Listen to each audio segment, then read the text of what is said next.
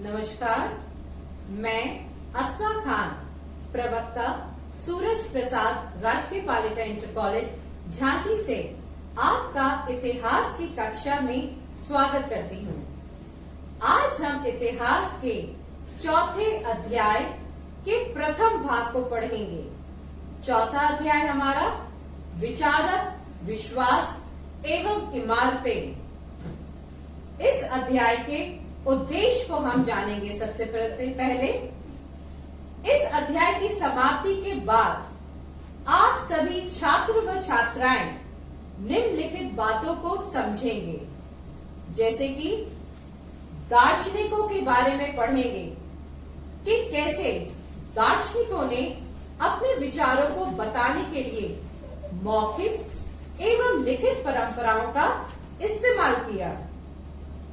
जब हम बात कर रहे हैं मौखिक एवं लिखित परंपराएं, तो एक इसका उदाहरण मैं आपको बता दूं। भगवान बुद्ध ने अपनी मौखिक रूप से बताई हुई शिक्षाएं, उनके नियम व दर्शन को भगवान बुद्ध की मृत्यु उपरांत उनके अनुयायियों ने त्रिपिटक के फॉर्म में संकलित किया। त्रिपिटक क्या है? जिसे अंग्रेजी में 3 बास्केट्स भी कहते हैं। त्रिपिटक भगवान बुद्ध के बताए हुए शिक्षाएं हैं, नियम हैं व उनका दर्शन है, जो कि 3 पुस्तकें सूत पिटक, विनय पिटक और अभिगम पिटक में संकलित की गई थी।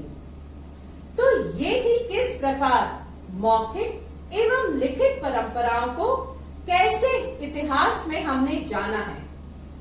इसी के बाद स्थापत्य एवं मूर्ति कला के माध्यम से भी कैसे अभिव्यक्ति मिली। जब हम बात कर रहे हैं स्थापत्य और मूर्ति कला के बारे में, तो इसको भी हम एक उदाहरण से समझेंगे। उदाहरण हम लेते हैं सांची के स्तूप की। सांची का स्तूप, जो कि मध्य प्रदेश की राजधानी भोपाल से 46 किलोमीटर की दूरी पर स्थित है। ये जगह 3वीं शताब्दी ईसा पूर्व में सम्राट अशोक के समय में स्थापित की गई थी और उसे आज के समय में, वर्तमान समय की बात करें तो एक पर्यटक स्थल के रूप में जाना जाता है। और यही जगह को, सांची के स्तूप को, भोपाल के शासकों शाहजहां बेगम एवं उनके उत्तराधिकारी सुल्तान जहां बेगम ने रख रखाव के लिए अनुदान दिए। साथ ही संग्रहालय एवं अतिथि गृह बनाने के लिए भी उन्होंने अनुदान दिया। तो ये था सांची के स्तूप के बारे में। तो कैसे स्थापित कला को एक लिखित रूप में, इतिहास को हमने जाना, ये है स्थापित कला के बारे में। जब हम बात कर रहे हैं सांची के स्तूप की, तो सांची के स्तूप की एक झलक भी हम देखते हैं। ये है सांची के स्तूप का आर्किटेक्चरल फॉर्म, जिसमें जो सबसे ऊपर का आर्किटेक्चर आप देख रहे हैं, ये कहलाता है छत्र। ठीक इसके नीचे रेक्टेंगुलर फॉर्म में जो है, ये कहलाता है हर्मिका।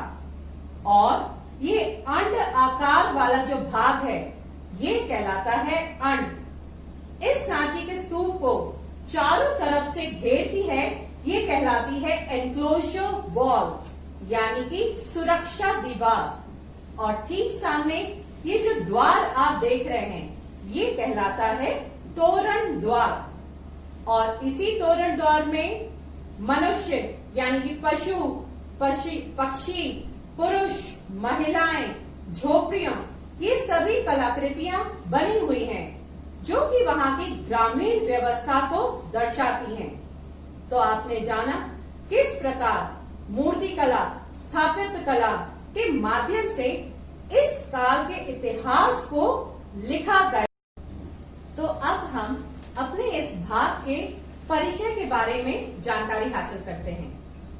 प्रारंभिक भारत में जैन एवं बौद्ध धर्म पर ध्यान केंद्रित करने वाले प्रमुख धार्मिक विकासों पर चर्चा। अब इस समय ऐसे कौन से कारक रहे जिससे बौद्ध एवं जैन धर्मों को विकास की एक नवीन दिशा प्रदान की गई। जैसे कि क्या पुरातन व्यवस्था के कारण ऐसा हुआ, या क्या राजाओं द्वारा इन धर्मों को दिए गए संरक्षण के कारण ऐसा हुआ। ये सभी हम आगे आने वाले अपने अध्याय में और भाग में पढ़ेंगे। अब हम साथ में ये देखते हैं धार्मिक विचारों को किस तरह ग्रंथों के रूप में संकलित किया गया और साथ में वास्तुकला एवं मूर्ति कला में परिलक्षित हुआ। इसका एग्जाम्पल आप देख ही चुके हैं। महात्मा बुद्ध के दिए गए उपदेश, उनके नियम को किस प्रकार त्रिपिटक के रूप में संकलित किया गया, कैसे पुरातन कालीन व्यवस्थाओं से नवीन व्यवस्थाओं की ओर।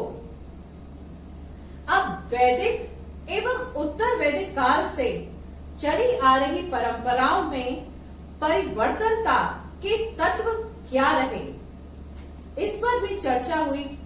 अब चर्चा किस तरीके से, क्या ये सामाजिक थी, क्या ये आर्थिक थी, क्या ये राजनीतिक थी, इन सभी बातों पर चर्चा की गई।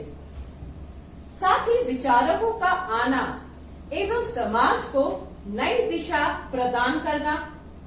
अब विचारक आए, इस तरीके से वे लोगों से घुले मिले और लोगों का ध्यान आकर्षित किया कि लोगों को कौन सी बातें अच्छी लगी, जैसे कि जन्म, मृत्यु, जीवन चक्र, चेतना, मोक्ष इत्यादि। इन सभी बातों से एक नवीन दिशा प्रदान की। फिर हम देखते हैं सांस्कृतिक विकास के पुनर्निर्माण के क्या स्रोत थे। इनको हम दो भागों में पढ़ेंगे। कैसे? विभिन्न भाषाओं में लिखे गए बौद्ध एवं जैन ग्रंथ, साथ ही ब्राह्मण ग्रंथ इत्यादि। अब बौद्ध एवं जैन ग्रंथ जैसे कि अंगुत्तर निकाय, जातक कथाएं, अगम, त्रिपिटक इत्यादि।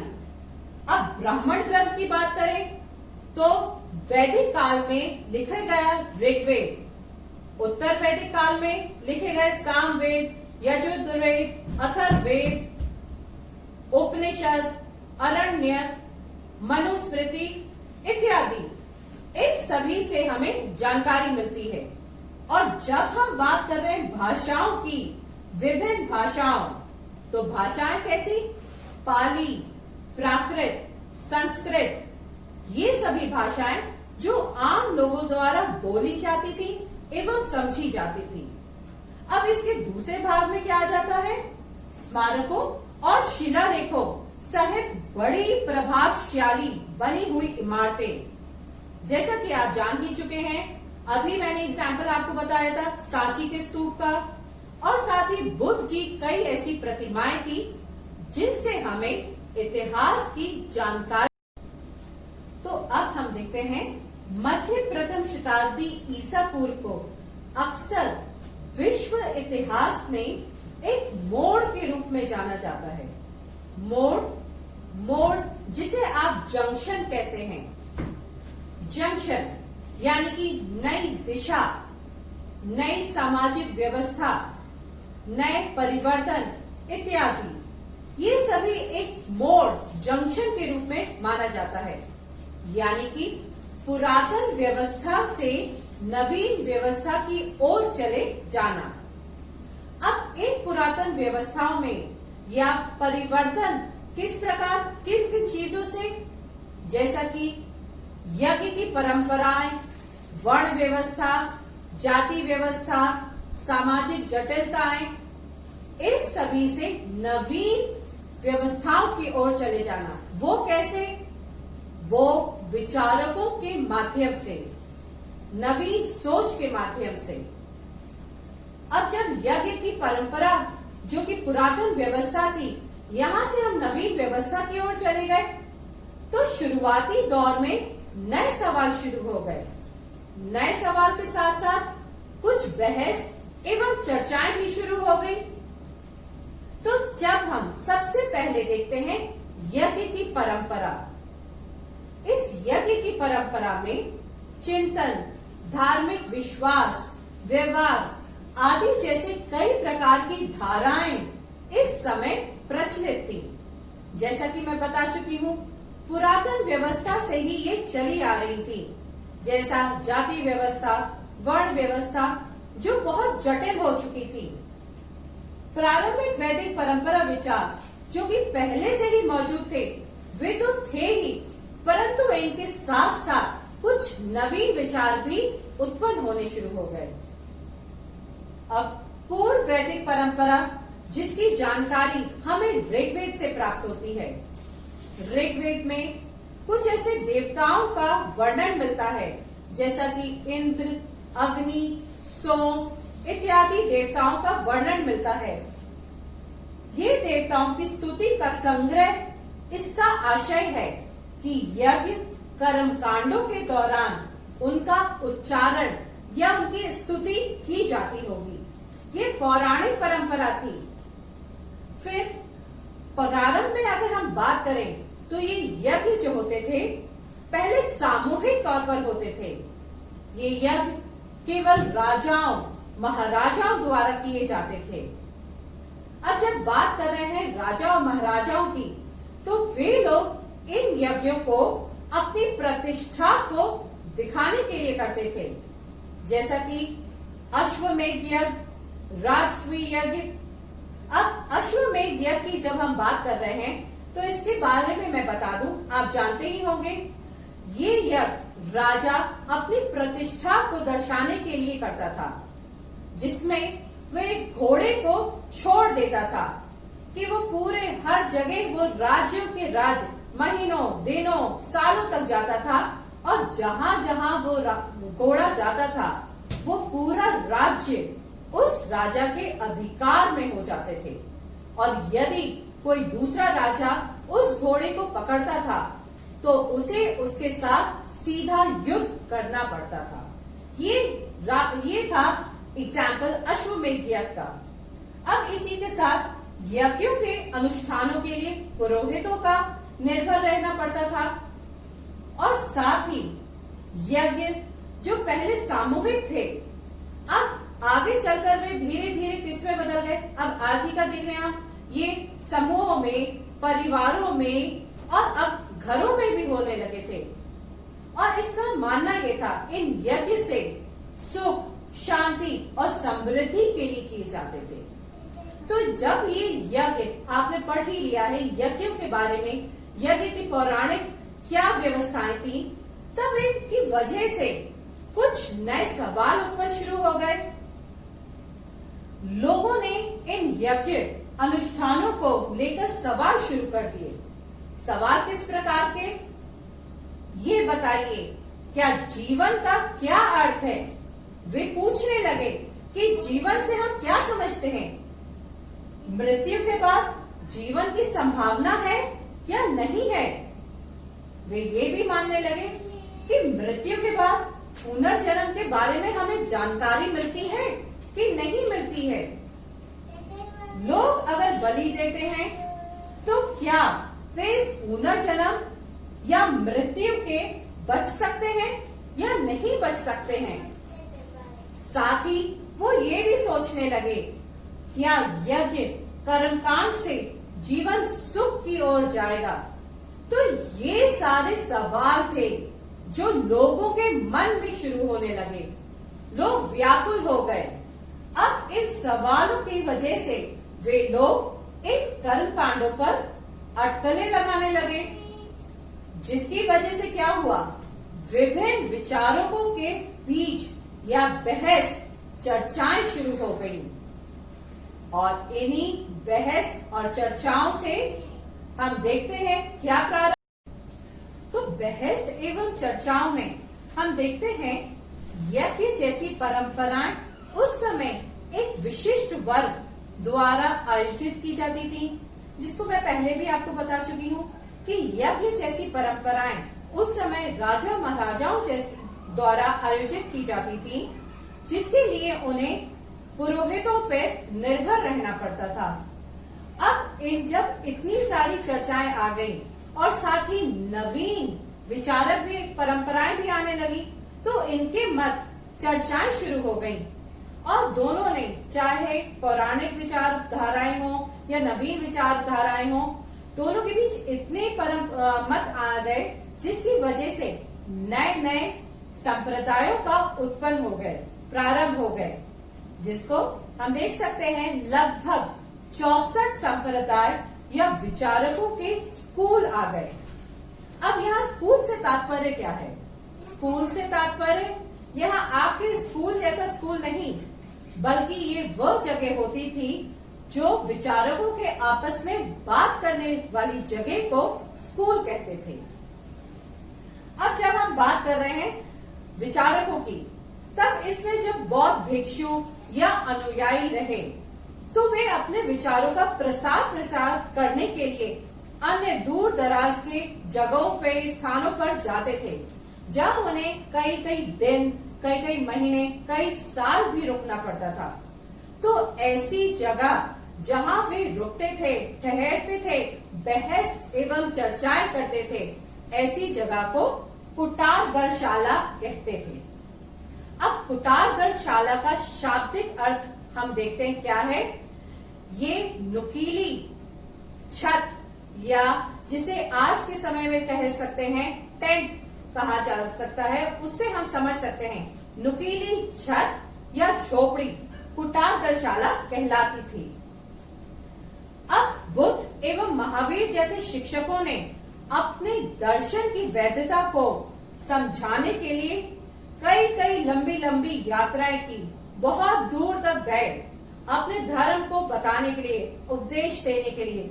साथ ही तर्क वितर्क किए और उन्होंने ये भी बताया कि जन्म और मृत्यु से बड़ा कुछ नहीं होता, यही हमारे जीवन का अंतिम यानी कि आखिरी पड़ाव है। महावीर और बुद्ध वेदों के अधिकार पर सवाल उठाते रहे और ये बताते रहे कि ये सारी व्यवस्थाएं तर्क संगत नहीं है। वेदों के पर सवाल उठाते रहे, तर्क संगत नहीं, मतलब पुरातन व्यवस्था हो या वर्तमान नवीन व्यवस्था हो, सभी में कुछ कमियां होती हैं और कुछ अच्छाई भी होती हैं। ये पुरातन व्यवस्था से हम क्या समझ सकते हैं? अब आज के नवीन, जो उस समय नवीन विचारक रहे, उनका मानना था कि प्रत्येक व्यक्ति, चाहे वो महिला हो, पुरुष हो, किसी भी जाति का क्यों ना हो, वो धर्म मुक्ति या मोक्ष की प्राप्ति कर सकता है। अर्थात पुरातन स्थिति से भिन्न। अब भिन्न किस प्रकार से हम ये समझ सकते हैं, कहीं महिलाओं को अधिकार है, कहीं नहीं है, कहीं पुरुषों को अधिकार है, कहीं नहीं है, कहीं किसी जाति विशिष्ट को अधिकार है या नहीं है, कहीं किसी वर्ण को अधिकार था, कहीं किसी वर्ग को अधिकार था या नहीं था। तो इस प्रकार से भिन्नता थी और बुद्ध एवं जैन का मानना था कि व्यक्ति का अस्तित्व उसके जन्म, जाति या लिंग पर आधारित नहीं होता। तो अब देखिए विचारक, हमने इससे पहले पुरातन व्यवस्थाओं के बारे में पढ़ा, कैसी पुरातन व्यवस्थाएं थी, कैसी चली आ रही थी, जैसे कि यज्ञ, कर्मकांड, अनुष्ठान, किस तरह से ये व्यवस्थाएं थी। तो इनके साथ साथ जब नवीन विचारक आए तो उन्होंने बताया कि लोग दो तरह के थे, यानी कि भाग्यवादी और भौतिकवादी। भाग्यवादी लोग ये वो लोग होते थे जो केवल भाग्य पर भरोसा करते थे। वे ये मानते थे यदि हमारे भाग्य में होगा तो हमें मिलेगा, अगर नहीं होगा तो नहीं मिलेगा। भौतिकवादी लोग ये वो लोग थे जो ये मानते थे जो हमारे सामने है वही है, पहले से कुछ निर्धारित नहीं होता। ये जो दोनों शब्द हैं ये एक सोच को बताते हैं जो कि इस अध्याय का मुख्य केंद्र बिंदु है। इसी में एक हम वक्तव्य लेंगे। मकाली कोशार ये भाग्यवादी विचारक थे। इनका क्या कथन था? इनका मानना था ज्ञानी और मूर्ख कर्म से बाहर नहीं आ सकते।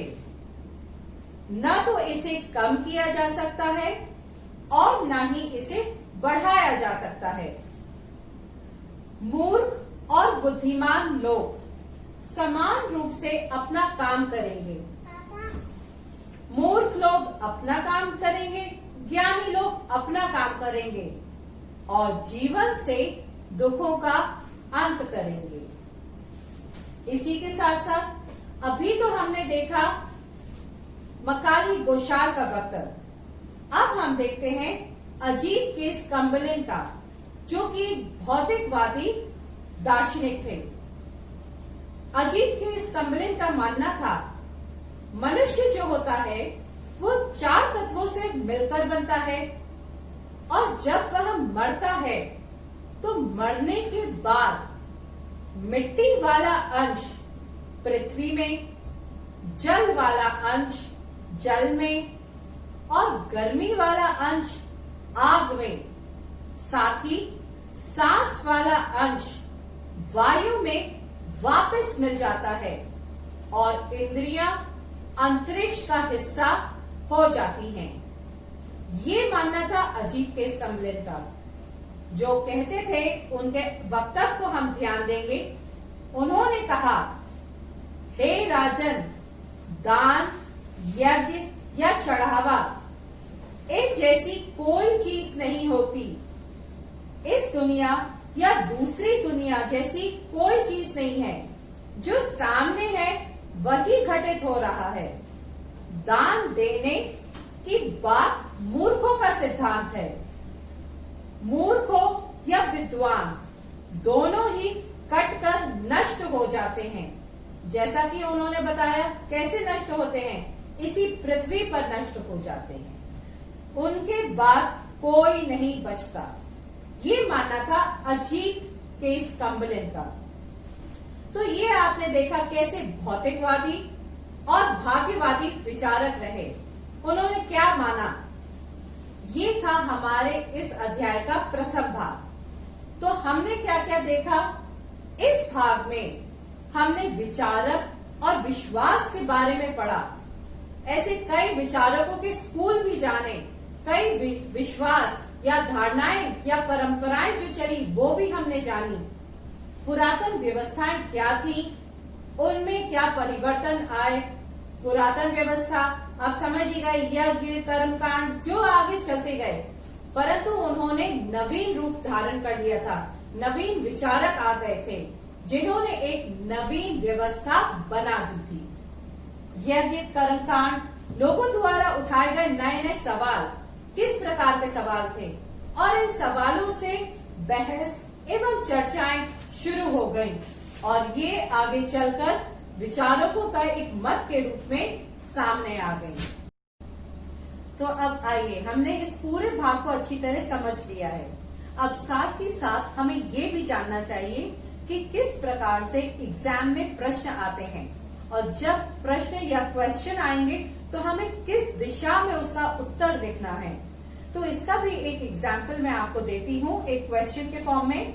यदि प्रश्न आता है 6ठी शताब्दी ईसा पूर्व को भारतीय इतिहास में महत्वपूर्ण क्यों माना जाता है, तो ये आप भली भांति समझ चुके हैं और पढ़ भी लिया है आपने। इसका उत्तर हम किस प्रकार देंगे कि 6ठी शताब्दी ईसा पूर्व को अग्रलिखित कारणों की वजह से महत्वपूर्ण माना जाता है।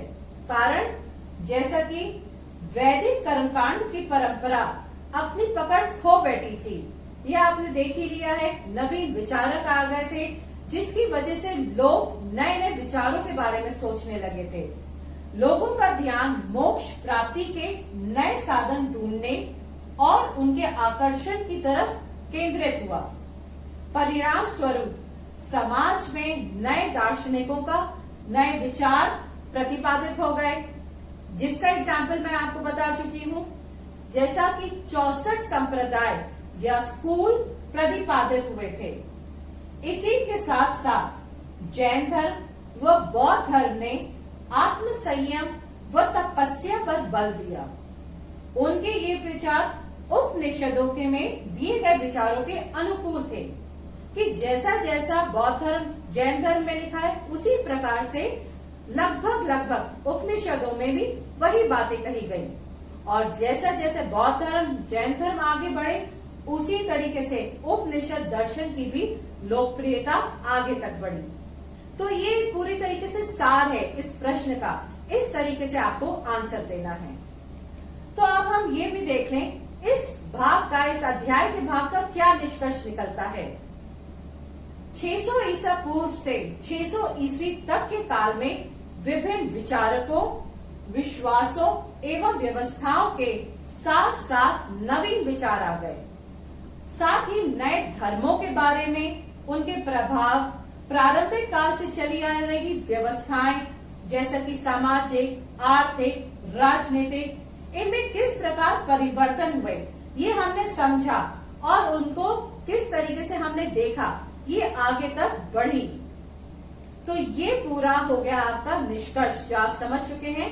अब बच्चों आपको इसके साथ साथ कुछ होमवर्क भी करना चाहिए। तो होमवर्क के लिए एक प्रश्न तो मैं आपको दे ही चुकी हूँ, उसका आंसर भी आपको बता दिया है। एक और प्रश्न मैं आपको देती हूँ, इसका भी आंसर मैं बता चुकी हूँ। पढ़ाने के दौरान पूरा आपने क्लियर कर लिया है, ये आप घर में पढ़िएगा। प्रश्न है पहला, 6ठी शताब्दी ईसा पूर्व को भारतीय इतिहास में महत्वपूर्ण क्यों माना जाता है। एक तो ये प्रश्न हो गया, और दूसरा प्रश्न आपका भौतिकवादी एवं भाग्यवादी विचारधारा को संक्षेप में लिखिए। इन दोनों प्रश्नों का आंसर आपको तैयार करना है, और यही अकेले नहीं, साथ ही आपको पूरे पाठ को, पूरा भाग जो मैंने आज पढ़ाया है उसको दोहराना है और अच्छे से पढ़ना है। अब मैं आशा करती हूँ आपको आज का पूरा पढ़ाया हुआ भाग समझ आ गया होगा।